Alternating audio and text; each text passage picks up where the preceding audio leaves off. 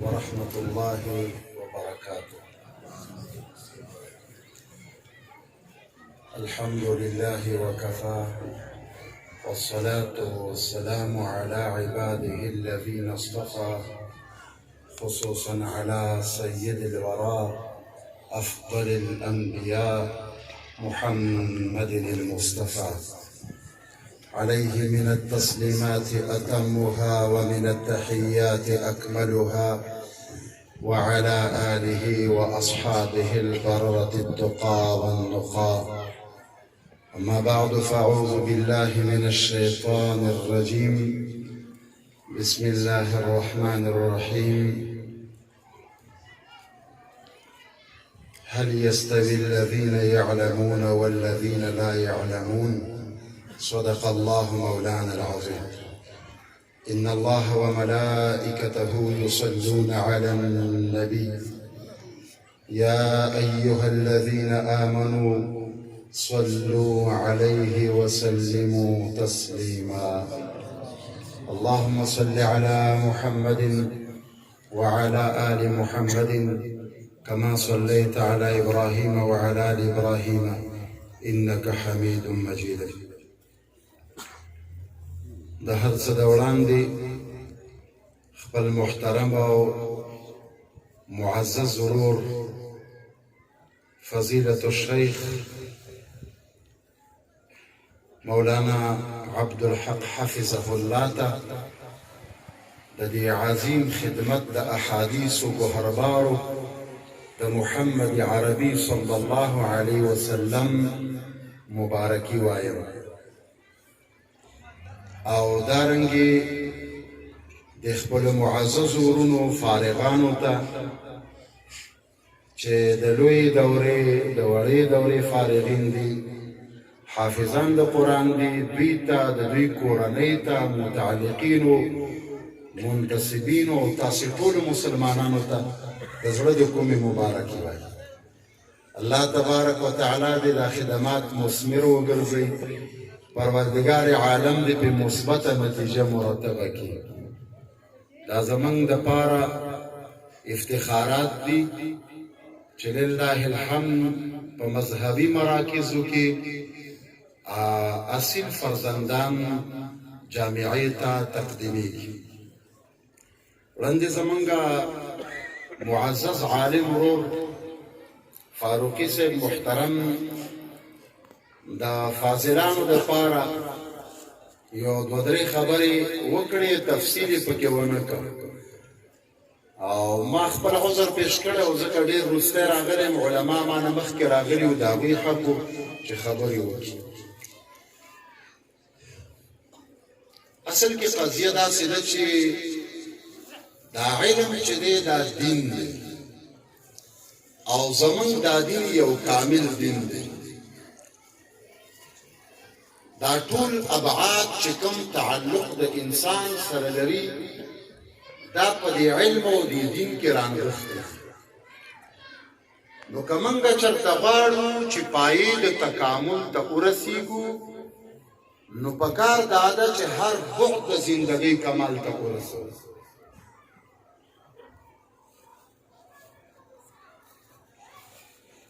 دا که زمونږ په ابعادو کې نقصان وي، نو پته لګي چې زمونږ علم کمال ته نه دی رسېدلی، موږ خپل هم تکامل ته نه یو رسېدلي، او تکامل د جامعې یا د یو نظام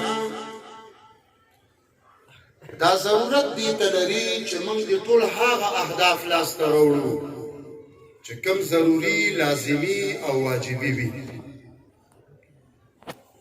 همیش دپاره په علماو باندې اعتراض خصوصا په افغانستان کې پروت دی او باقی پاتې دی.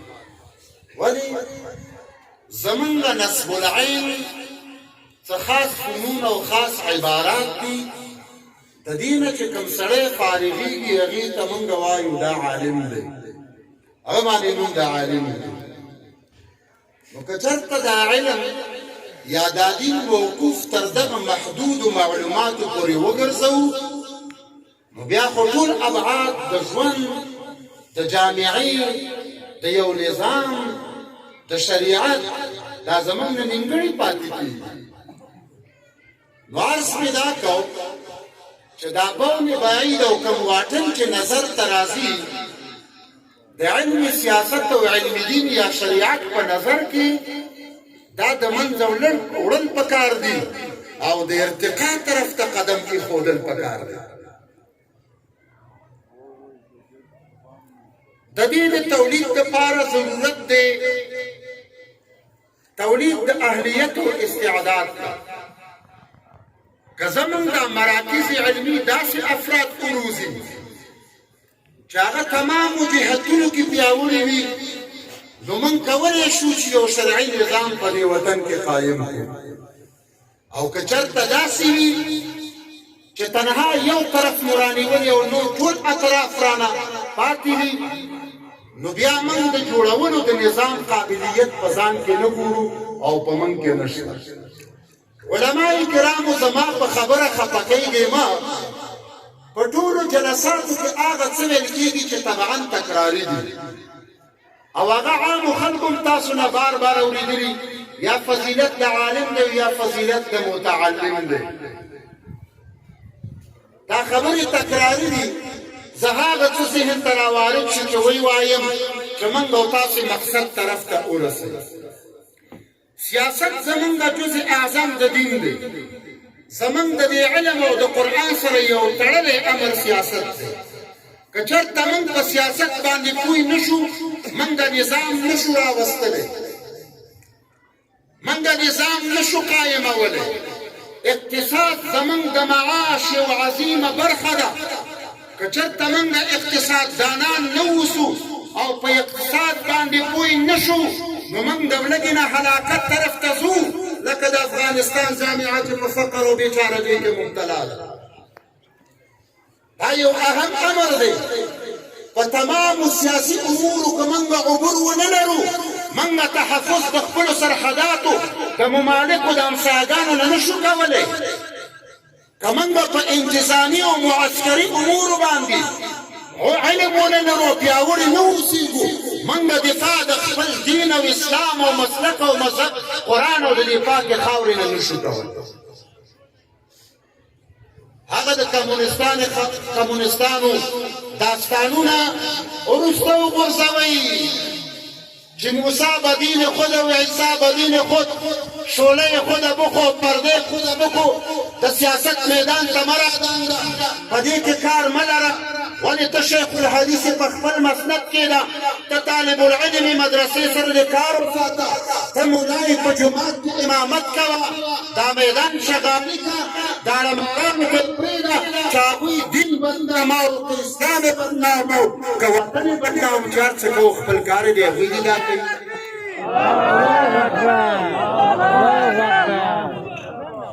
د دې خبرې اجازه موږ ته قرآن نه راکوي. احادیث د نبی کریم علیه السلام د دې خبرې اجازت نه راکوي چې داسې خلک د حاکمان په جامعه باندې وي چې هغوی د علوم قرآنیو نه عاري وي په شریعت باندې نه پوهېږي هغوی د الله دشمنان وي فساد په هر اعتبار سره عام کړی وي. د دې اجازت موږ ته قرآن نه راکوي. اوس نو پکار دا ده چې موږ خو تکامل طرف ته لاړ شو موږ خو هغه طرف ته قدم کېږدو. یو حدیث درته مختصر ذکر کوم ټول اورېدلی د عامو طالبانو زده مفید طالبین کې هم دی. کاد الفقر ان یکون کفرا. فقر سړی موجب کفر یعنی کفر ته یې نزدیکوي بلکې کافر ته جوړوي فقر. د فقر د ختمولو دپاره زما عالم او ستا ملا او د دې حافظ او دې طالب العلم سره څه مواد دي چې فقر د جامعې نه ختم کړو. زه اوس فی الحال دپاره فرضاً و تقدیراً مثلا دا نظام تا ته په لاس کې در کوم په دې وطن کې خلک وږي دي د دې ولږې چاره زما سره شته او که نشته. یو سړی ولږی وږی دی په حالت د مخمسه کې دی ساعت یې وځي ته ورته یې جګ شه مونځ وکړه هغه درته یې وروره زه وږی یم د ولږې نه مرم د قیام قادر نه یمه ته ما ته حکم د مونځ کې ما سره توان د ادا د مانځه نشته.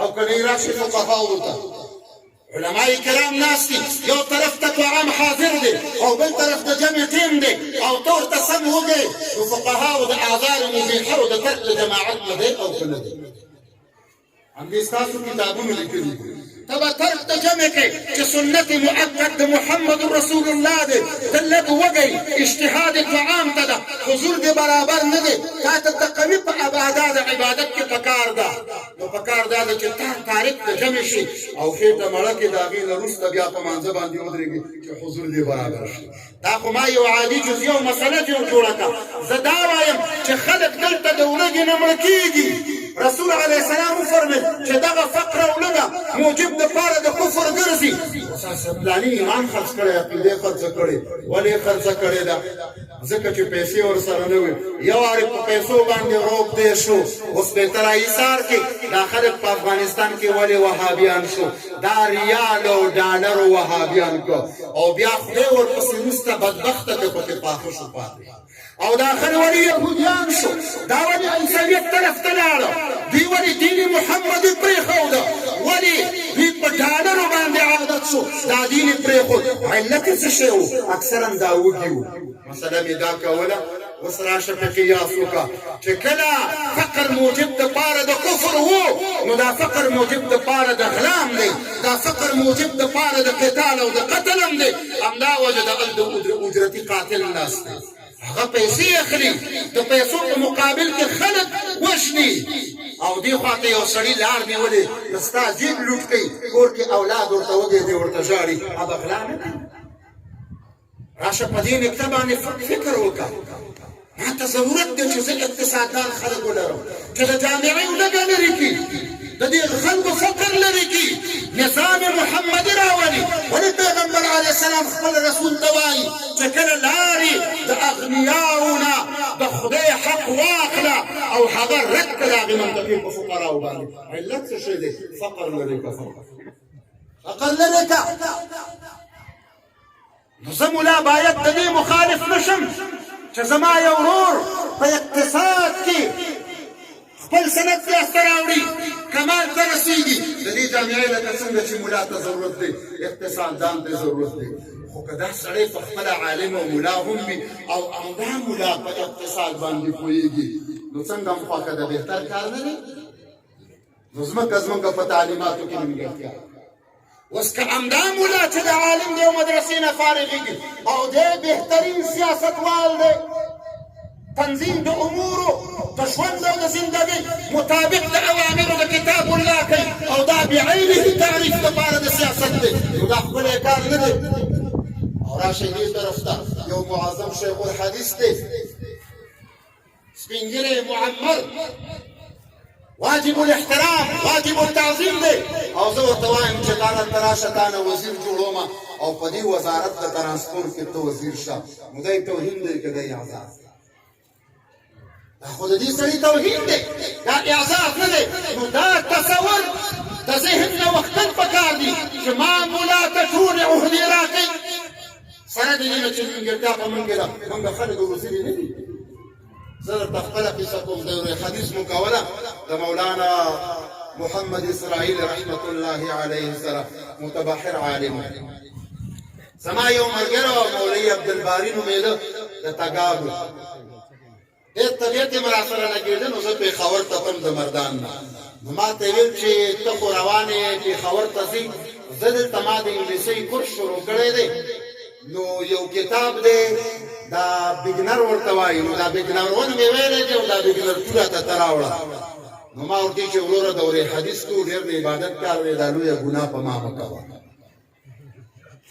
ستا خپل کار دی تا انګلیسي شروع کړې ده پرون هم راته یو کس ویلي و یو مدرسه کې مې خبره وکړه چې ورورې په دې کې دا انګلیسي شامل کړي چې دا موږ زده کړو و یو عالم راته ویلي چې انګلیسي چا زده کړه هغه بیا په اسانه کافر کېږي موږ یې مدرسه کې نه کړو خلق کوم ځای ته ارتقا وکړه موږ په کوم ځای کې چکرې وهو تر اوسه پورې په کوم ځای کې پراته دي او تصورات مو څه دي اوس د ځینو سر خلاص شوی دی سپین ږیري مشایخ مې په یو ځای کې ولیدل کورس کې داخله کړې یو نو په سلګونو او کورس د دوی دپاره ایجاد شوی چې انګلیسي دې زده کړي راشئ تکامل طرف ته قدم کېږدو اوس ته غواړي چې وطن دې په امن کې نو د امن دپاره نقطه اولینه د تحفظ اقتصاد جوړول. اقتصاد جوړ کړه، زما د دې مدرسې ضرورت دی د اقتصاد، او تاسو سره په جیب کې پیسې نشته نو مدرسه به جوړه شي؟ یا خو نه جوړېږي. اقتصاد جوړ کا، غلا به په وطن کې ختم شي. اقتصاد جوړ کا، فقر به وطن کې ختم شي. اقتصاد جوړ کا، قتل به وطن کې ختم شي. امن به په خپله باندې راشي. هغه ابراهیم علیه السلام چې کعبه جوړه کا، دوه نکتې الله ته عرض کړي. اول نمبر، رب اجعل هذا البلد آمنا، خدای په دې ښار کې امن راوله. امن راوله. امن نشته، زما د مدرسې حیثیت نشته، زما د مسلمان حیثیت نشته، زما د عالم حیثیت نشته، زما د یو عادي تاجر ورور حیثیت نشته، څوک د کور نه بهر وتلی نشي. امن نشته دی. رب اجعل هذا البلد آمنا. او بیا ورپسې دعا وکړه، وارزق اهله من الثمرات. دا د اقتصاد دعا ده. ای الله دې ښار والا ته روزي ورکړه. روزي ضرورت دی، اقتصاد ضرورت دی. دا اهم امر دی چې کله زه په سیاست نه پوهېږم، زه په اقتصاد نه پوهېږم، ما سره د نظامي امورو حل او لار نشته، بیا دې په خپل کور باندې کښېنم، بیا دعوې مه کوئ. عرض مې دا کړل ځینې داسې امور دي رانه خفه نه شئ چې د عالم د جامې دپاره عار ګرځېدلي دي، باعث شرم ګرځېدلي دي. موږ ته لږ په خپل ګرېوان کې سر کته کول پکار دی، د غور او سوچ پکار دی. هغه تانې چې په موږ باندې واردېږي، ولې نه ده پکار چې موږ د دنیا په امورو باندې پوه شو؟ موږ ته نه ده پکار چې د دنیا سره سیالان شو. موږ ته نه ده پکار چې دا کار خپل الفاظ مهذب کړو، تعبیرات ښکلي کړو، جملات ښایسته کړو، تر څو یو چا ته ښه قناعت ورکړی شو. او که نه لهجه بدل کړو، مشکلات ایجاد کړو. دا مې یو عرض و، دا په اصحاب المدارس باندې پکار ده. اصحاب المدارس ته ضروري ده لکه څنګه چې شرعي مضامین زموږ په مدارسو کې شته، لهذا عصري مضامین په مدارسو کې داخلول پکار. عصري مضامین داخل کا په مدارسو کې. همدا وجه ده هغه څوک چې د اسلام په سطحه باندې د نظام دعوه کوي او د راوستلو دپاره یې کار کوي، هلته هم د ګوتو په شمار سیاست پوهان میلاوي. د ګوتو په شمار سیاست پوهان مړي. ولې موږ دې لپاره کار نه دی کړی؟ زمینه هر وخت کې زموږ نه تېري. او که نه د امارت اسلامي یو مثال به ورته پېښ کړم چې کله امارت په افغانستان کې پخوانی راغی نو بیا ورغې وروره وایي دا یو کمونیست خو کمونیست دی، دا وژل پکار دي، خو ته کمونیست چې پیلوټ یې نو ستا ما ته ضرورت دی راځه تیاره راته په هوا ګرځه. کاشکې زموږ د مدرسې طالب یو پیلوټ هم لرودلی چې تیاری راته په هوا ګرځولی، زه به پرې مطمئن یم وی کمونیست ته به مې ضرورت هم نه وی. بده خبره خو مې نه کوي. دې شیانو ته ضرورت دی چې څنګه د ژوند ته ضرورت دی، دا امور د ژوند سره تړلي امور دي. لهذا دې علومو ته توجه د دې علماو په کار ده چې دا کوم اوس فارغین دي. نو په تاسو باندې علم د سیاست لازم دی، علم د اقتصاد لازم دی، او دا معاصر علوم که انګلیسي ده او که ریاضي ده که کمپیوټر دی او که انټرنټ دی، دې ټولو ته لاسرسی ولرئ. دا به حاصلوئ، دا تاسو ته پکار دي. ولو که په ځینې مولوي صاحبانو بده لګي، هغوی دې ماته عفو وکړي، شاید د ما غوندې وروسته په دې خبرو پوه شي. موږ د هغه وخت تېر شوی. دویمه خبر مې فارغینو حضراتو ته د وخت رانه ضایع شي، اخري لحظې دي. تاسو انشاءالله په مسند د درس باندې کښېنئ، دا ستاسې عهده ده. زمونږ طرز العمل دا دی چې کوم تلامذه حضرات وي هغوی دې ته مجبوروو چې هغه د تنها په امامت باندې اکتفا نه کړي. تنها امامت دا وراثت نبوي نه دی. تاسو به د دین خدمت ته ملا تړئ او دا به ډېر د شجاعت او غیرت په انداز کې تړئ. ولو که د دې حق په لار کې دا ستاسو سرونه قربانېږي، تاسو به قربانوئ د دې دین اسلام د دې خاورې خصوصا د مذهب حنفي نه به دفاع کوئ. دا هغه حق دی چې موږ یې چا ته بخلی نه شو. موږ په خپله باندې د ادبونو تقاضا د چا نه کوو چې زموږ تعظیم او ادب او احترام وکړو. تقاضا مو دا ده چې د خدای د دین کوم حقوق زموږ د وجې په تاسو لازم شوي دي هغه به ادا کوئ، دا به پرېږدئ.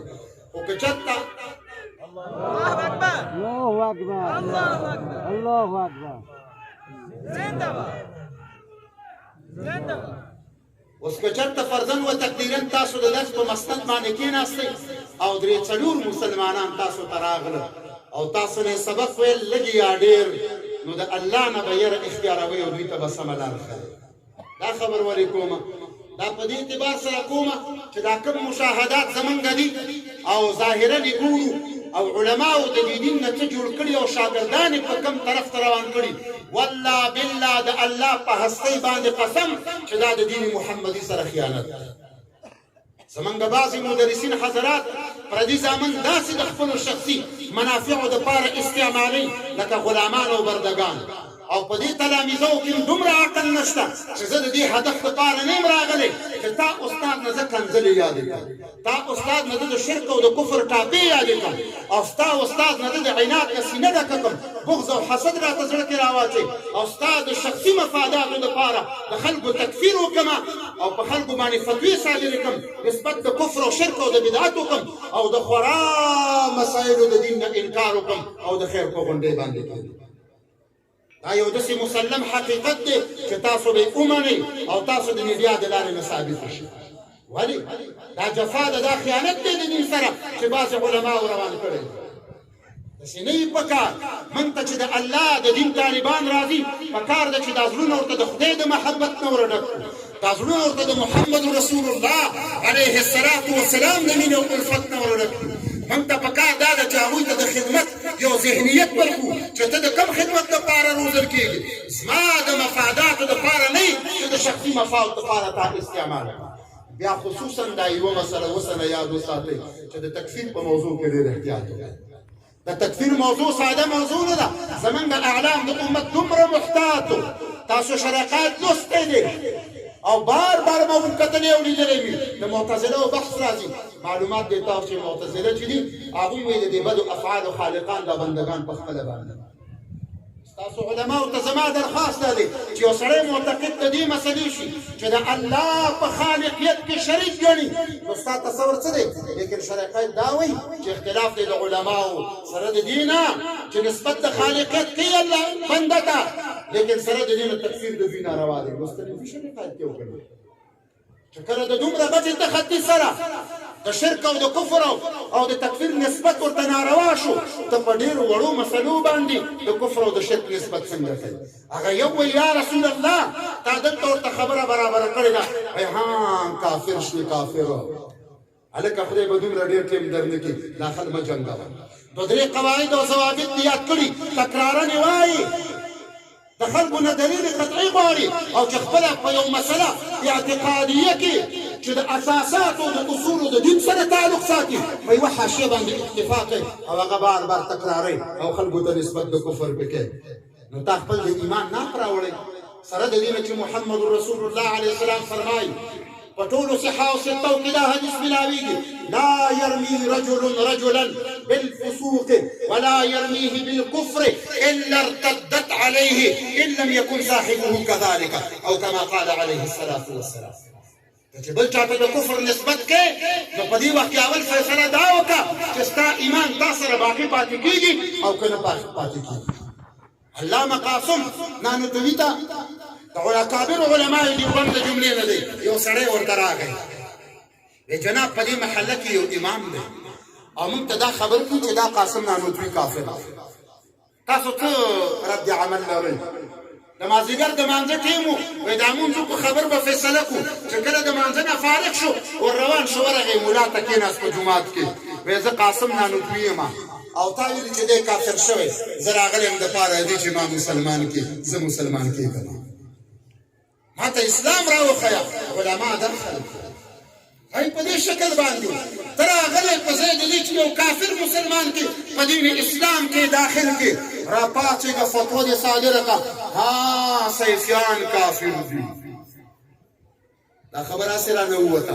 باید بل مثال مې پیش کړی وی ځکه چې دا کفر یو طبیعي امر د دوی دپاره ګرځېدلی چې په چا یې فټ کوي دا د دوی خوښه ده چې هر څوک یې د طبیعت خلاف یې ته کافر وایي. دا نه چې څوک یې د طبیعت خلاف وي ولو که په اسلامي معتقداتو په دین باندې برابري د دې سره سره به دي. ما ته مولوي مظهري صاحب کیسه وکړه عبدالحکیم مظهري صاحب تاسو یې پېژنئ.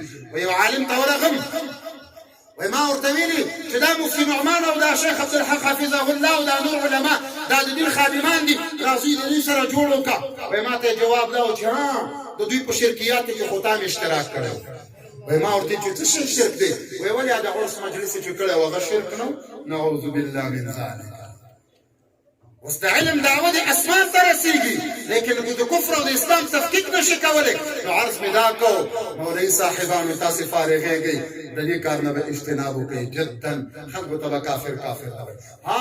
که یو سړی کافر و هغه ته بیا مسلمان نه وایي خو چې لیکن اتفاقا کافر و. ګوره په اختلافي محرماتو باندې څوک کافر نه جوړېږي. دا څومره چې اجتهادي مسایل د علماو دي په دې کې حلال او حرام بېدرکه ډېر زیات دي لیکن په انکار باندې څوک کافر کېږي نه. امام شافعي صاحب استنباطات کړي موږ یې سره منو. حرام یې ورته ویلي موږ یې روا ګڼو لیکن نه کافر کېږو. ولې چې کله امر اتفاقي شي او د نص قاطع صریح نه ښه یا حرمت ثابتي او انکار یې وکړو بیا به کافري. او کنې په دې وړو جزئیاتو باندې خلک دین اسلام د وکل دا جفا. که ته څومره لوی شیخ یې اوس ما دا نصیحت د متن د کتاب نه دی د ځان نه خبره نه کوم. احتیاط پکار دی دا نسبتونه خلکو ته مه کوئ. هغه علامه وشا کشمیري رحمه الله اطفال الملحدین ترجوك رأيت إخراج المؤمن عن الملة وإدخال الكافر فيها أمر عظيم أي كفر.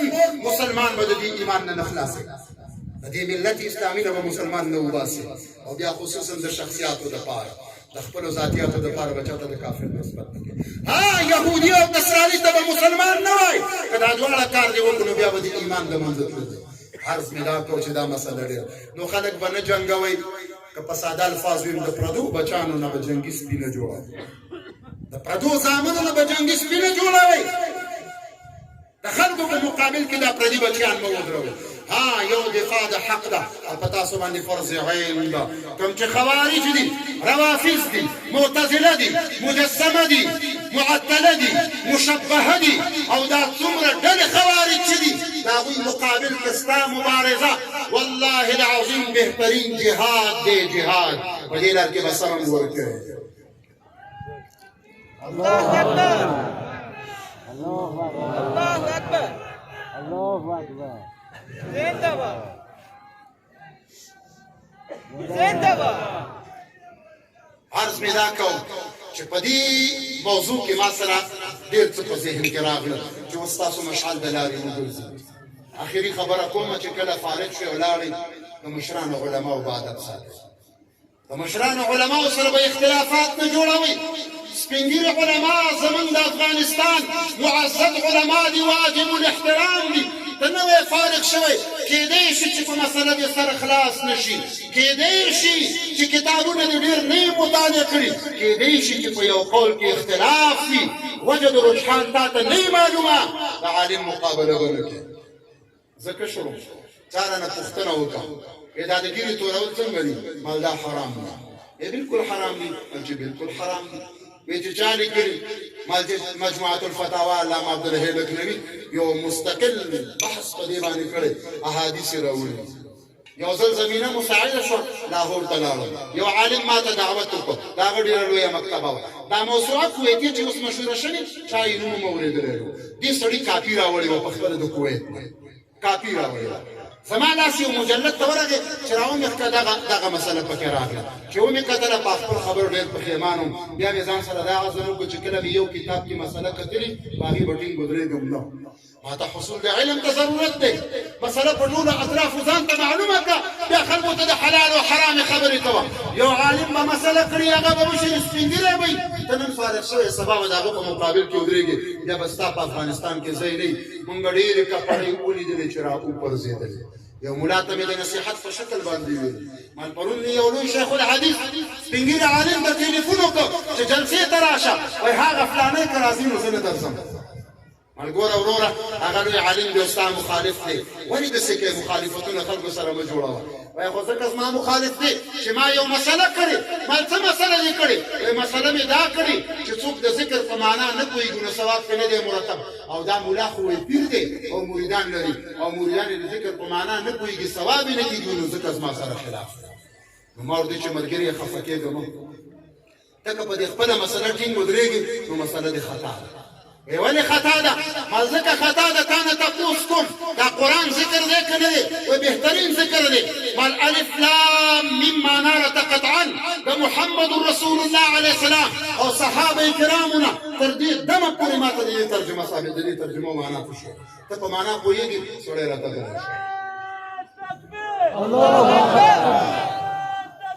الله اکبر الله اکبر. الف لام میم الف لام میم ذکر دی او په دې ثواب مرتب دی او دا ثواب په دې عام دلیل نه پې مرتب هم چې قرآن ذکر دی او په دې ثواب مرتب دی بلکې خصوصي دلیل نبی کریم علیه السلام فرمایي لا اقول الف لام میم حرف وروسته وایي چې الفو بل حرف دی لام بل دی میم بل دی او په هر یو باندې الله څو نیکۍ ورکوي لس نیکۍ په یو اعتبار بعضې وایي چې دلته 30 نیکۍ مرتبې دي او بعضې وایي چې 90 نیکۍ پرې مرتبې دي. نو ته راپاڅېږې د علماو سره د اختلاف جوړ کړی کور دی وران شه داسې څوک نه کوي. د خپل ځان وپېژنه تواضع انکسار عاجزي ځان کې پیدا کا د علماو مخالفت مه کوه ملا به دې ماته شي. که صراحتا په ګمراهۍ یو سړی رواني د هغې د حل دپاره خپلې لارې دي د هغو لارو نه استفاده وکړه. عرض مې دا کو چې که موږ غواړو دا وطن مو جوړ شي که موږ غواړو چې دا وطن مو مترقي شي نو هغه نږدې په کار باندې واچوئ چې کومې مؤثرې دي. راځئ علماء کرامو لاسونه یو بل ته په لاس کې ورکړو یو د مینې او د الفت د محبت د اخوت د ورورولۍ فضا منځته راوړو او ډېر شفقت مو په اشقن نار په افغانستان کې وي ځکه هغه مورد د ډېر شفقت دی. د هغه سړي غم خوراک پکار دی. داسې نه کېږي چې د خلکو خپې واخلي. راشي د وحدت لاسونه ورکوي که ما کې مشکلو کې قناعت راکړه که تا کې مشکلو قناعت به درته درکړم په مخه به لاړ شي. او که نه دا شاته خبرې پروپیګنډې غلط تهمتونه غلط نسبتونه نعوذ بالله من ذلک دا د ایمان د منځه نه وي. په ځان باندې رحم وکړه. خدای دې وکړي چې څوک رانه خفه نه شي. درس هم باقي پاتې دی. عرض مې دا کوم موږ د وحدت وګورو د نومونو د اختصاصونو پسې موږ نه ګرځو. دا ډلې او ټپلې جوړول او دا خاص نومونه وضع کول دا سبب د افتراق او د تشتت په جامعه اسلامي کې ګرځي. راځئ موږ اشتراکي وجوهات لرو بس دی چې زم مسلمان ما او تم مسلمانې تم وحدانیت د الله مني او زم منم او دا ټولې مني دا وجه د اشتراک کفایت نه کوي. بیا راځه زم محمدي او تم محمدي بیا راشه تم حنفي او زم حنفي اختلاف ومي او که صرف وجه دی چې تا سره برداشت د مولانا عبدالحق د عزت نشته دا نو اوس تا ته ډاکټر ته تګ پکار دی ستا په اعصابو کې فرق ده تا ته معالجه پکار ده چې پردی عزت نشي برداشتولی. خدای دې نور هم عزتونه ورکړي علماو ته. هر عالم چې معذب شي زموږ د سر تاج دی زموږ د سترګو تور دی. د علماو فاضلانو تاسو لا اوس د جلسې د نوم د فراغت کوي والله بالله که د فراغت جلسه دا ستاسو د مسؤلیت جلسه ده. د دې نه وروسته تاسې مسؤلي نسته. تاسو ته دا پګړۍ د مسؤلیت در په سر کېږي. د دې نه وروسته مسؤلي تا ته ډېرې عهدې راجع کېږي. د دې نه بعد په مسند د محمد رسول الله علیه الصلاة والسلام مبارک باندې فایزي. اوس محمدي اخلاق هم ځان کې پیدا کا محمدي افعال هم ځان کې پیدا کا اوس حرکات هم خپل اصلاح کا سکنات هم خپل اصلاح کا اخلاقیات هم خپل اصلاح کا خدمت ته ملا وتړه او د ټولو خدماتو ځان جوګه وګڼه. که منبر ته وختې نو بهترین واعظ او مبلغ شه. که محراب ته مخکې شي بهترین د سنتو پابند او د مستحباتو عامل امام شه. پام کوه چې مونځ مه مکرو کوه د خلکو. او که چېرته میدان د جهاد ته لاړې بهترین قاید او مجاهد او سنګروال شه بهترین مدافع شه. او که د مناظرې میدان ته لاړې بهترین مناظر شه. دا خبره په دې کوم چې دلته تاسو د مناظرې فن هم زده کړی. تاسو هر دلیل څېړلی دی او مغز او حقیقت ته یې رسېدلي یاستئ. دا نعمتونه فراموش نه کوئ. لوی انعام رب کریم په تاسې وکړ او اوس د دې نعمت په مقابل کې شکر عظیم واجب دی او شکر یې همدا دی چې دا کوم ما درته ویل که په دې طریقو باندې عمل الله مو آباد سوکاله او آرام لره. بیا وایم چنده که پیش تو گفتم غمی دل ترسیدم که دل آزرده شوی ورنه سخن بسیار است. او که چرته داسې نه نو تنها قنون د عالم، قنون د حافظ او قنون د قاری والله العظیم مستحق د یو فضیلت شه د یو. بیا فضیلتونه نو ناس بیا فضیلتونه نشته دي. تاسو دا میډیا بنده کړئ. زما د خلکو سره څه خصوصي کار دی. خوښ همدا وکنه لکه دا شی لرې کړی مخه نظمه وشه عارف مې دا کو چې حدیث کې خدا راځي چې کون عالما نو چې عالم شي جنت ته بځي. بیا وایي چې متعلما نو چې طالب العلم شي دام پکې جنت ته لاړ. بیا څه وایي چې خادم شه اوس نه ته ملا یې او نه عالم نو جنت ته به نه ځي. نم دې پخ جنت نو چې خدمت گزار شه خدمت یې وکړو تم جنت ته ځي. بیا چې خدمت دې د وسه نه کېږي بوډا یې بالکل او څه خدمت نشي کولی او جیب دې بالکل خالي نو بیا وایي چې مینه ورسره وکړه. مولان فاصل ښایسته ښایسته دي بغیر زمانه. تاسو د علماو ته وګورئ دا مخونه یې څومره رڼا کوي ښایسته ښایسته خلک دي. ټول مستحق دي چې سمه د عشق په مرتبه کې مینه ورسره وکړي. دا د مینې والا خلک دي. عرض مې دا کو که تاسو عوام جنت ته تګ غواړئ نو د هغې ولاړ درته بیانوم. هغه لار دا ده ګورئ دا مدرسه ده. دا تصور ونه کړئ چې دا مدرسه د حضرت شیخ عبدالحق حفظه الله ده. نه دا مدرسه زما هم ده او د دې ټول هم ده او ستاسو هم ده. دکه نه ده. یو اواز راکړئ تاسو ودرس دې کړئ. دا مدرسه ستاسو خپله ده. نو چې کله مدرسه زمونږ خپله ده نو مدرسه دلته نیمګړې ده ګوره جوړه نه ده.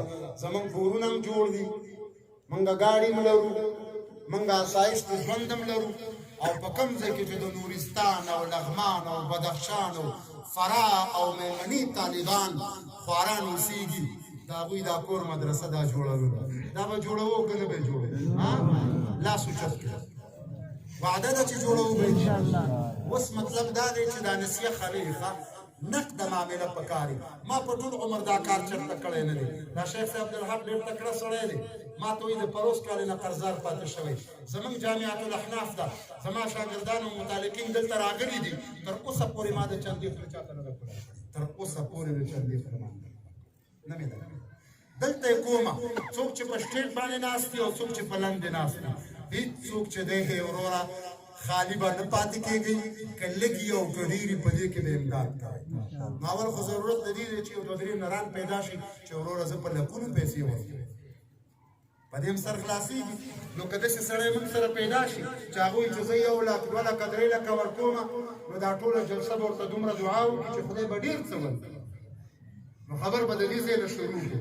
دا یو ملګری قاري صاحب دی او ډېر ضعیف دی زه یې پېژنم. دا 1500 روپۍ دلته ما ته راوړي. زه په دې مدرسه کې پیسې ورکوم. اوس هسې نه چې په غیرت کې را نه شم ټولې پیسې ورنه کړم. خو به هر تقدیر اول د خپل ځان نه شروع کوم او بیا به زه خپل مقتدیان ګورم چې څوک ما پسې اقتدا کړي. زما په دې جیب کې دا $100 راووتل. دا $100 زه دې مدرسې ته ورکوم. د الله د رضا دپاره یې ورکوم او په دې کې مې ریا غرض نه ده. حضرت امام حسن رضی الله عنه مبارک سحر راووتو او خبره یې داسې وکړه نن د شپې مې 300 رکعاته لمونځ کړی.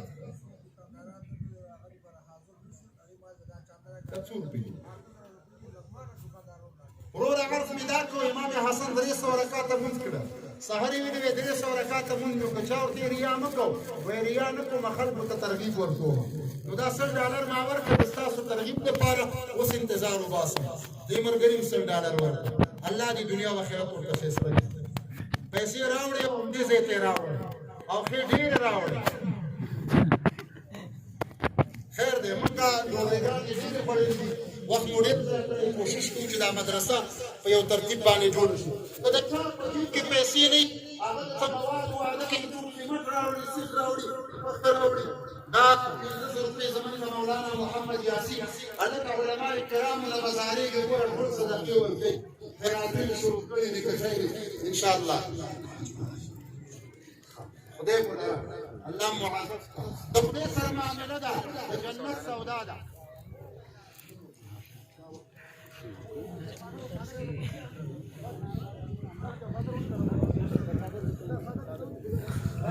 کرا بتا